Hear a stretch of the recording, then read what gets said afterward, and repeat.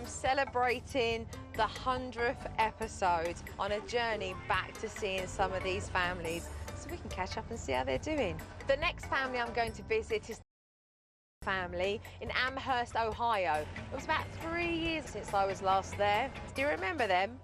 My name is Chia. And I'm David. We have 4 children. McKenna, she will just fly off the handle. Oh, smash my lunch! I hate you! Julia, you push her button the wrong way and luck out. Dad. Tina's the aggressor out of the family. Shut up, you idiot! Robert, you blink, he destroyed something. Oh yeah, I remember this family. I'm a truck driver. I'm gone anywhere between 5 to 10 days straight. What are you doing with my curtains? Say you're sorry. Sorry!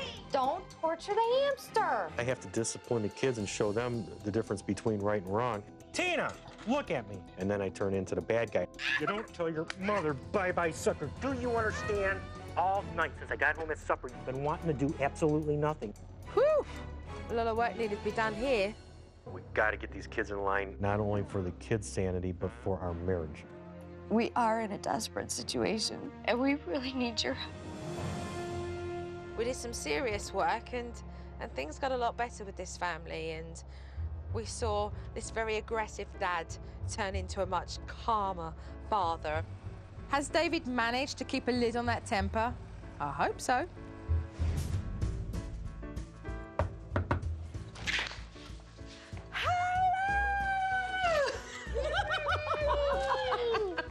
I was so happy that Joe was coming to visit. Chia!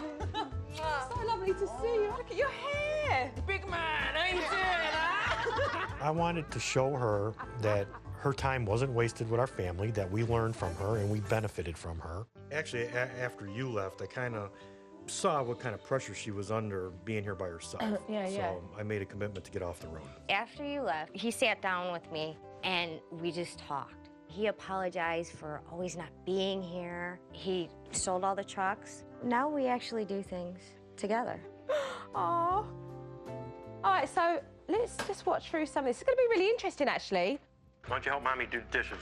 I don't want to do nothing. Just sit down. Kenny, stop. Go upstairs. Why? She doesn't want to do anything. She doesn't want to do anything. She shouldn't be up in that room all day. What am I supposed to make her do? Make her She do doesn't what wanna you want her to play. do. This is your house and this is your life. If you tell her to stay out of the room, it's out of the dang room.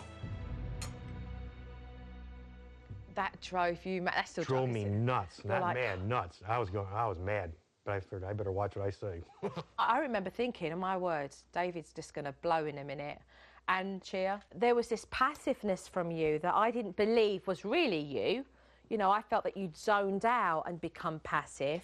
Looking at myself the way I was back then, I actually see myself as pretty pathetic to be as weak as I was. I want my kids to look up to their mom and say, that's the kind of person I want to be. Julia, move! That's 10 dang times. Move! I don't want my children to be disrespectful, and I do what I feel I have to do to correct them. Now you say you're sorry and get down and play. Oh, boy. Say it. Sorry. And I better not hear it come out of your mouth again. I want you down and playing. No. Play. Yeah, Daddy was stressed out there, wasn't he? To say the least. Watching you with Tina, I mean, you very much do have the same personality. And Tina, I think that you are a blessing to your father, because every day he gets to get a good look at himself and a reminder of what he needs, of what he always needs to work on. David, you bark and you demand from them. You were up in your kids' faces. There.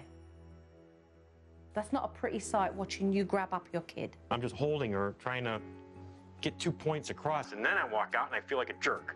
But that is what's coming across, David. We are seeing you be a real meanie. Relax. That's why we're here. I'm not here to pussyfoot around. I'm here to tell you how it is. What went through your mind When I sat there, David, and went, oh, I'm not pussyfooting around. I mean, what did you think? Going into doing it, I was like, okay, I'll prove the point. It's them and not me. And it backfired on me. And I just figured, I was like, well, my ass is cooked now. I'm done. Yeah. When I actually did that meeting, Chia just sat at that table rather quiet.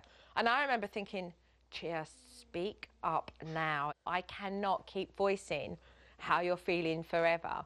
Actually, it felt better coming from you, because if it were me saying that to him at the time, because the way our relationship was, it would have turned into an argument right away. Fight. Oh. Yeah. But letting it come from you, he respected it more. Okay. When you communicate with the children, this is what they're seeing, right? Right. It made me realize that I'm putting fear into my kid. The 4-year-old just sees a big, burly man standing over her and not knowing what's coming next. That made me upset in what I did, and it hit me right where I didn't really want it to hit. What's my body language saying? That you're comfortable. You're not a threat. But if I'm in your face like this... No, that I don't like. Oh, you don't like that? No. How uncomfortable is that? That's actually more uncomfortable than standing up like you were. Right. That's what your kids get. I didn't like that one. But I actually learned a lot that one, because I know what you were trying to do. You were showing me a size difference. Come a long way, right? Seriously? When you came into the picture, man, we were in a rough road. Honestly, I think if we wouldn't have done this, we might have ended up divorced. I was done. I was done. I was fighting both of those two. I was fighting her, and I was fighting the kids, and I was like, forget it. Ever since Joe was at our house, we've made a 180-degree turnaround. Completely, totally different people. I owe her. Before Joe got there, David and I were this close to calling it quits. And she saved our marriage. I can't thank her enough.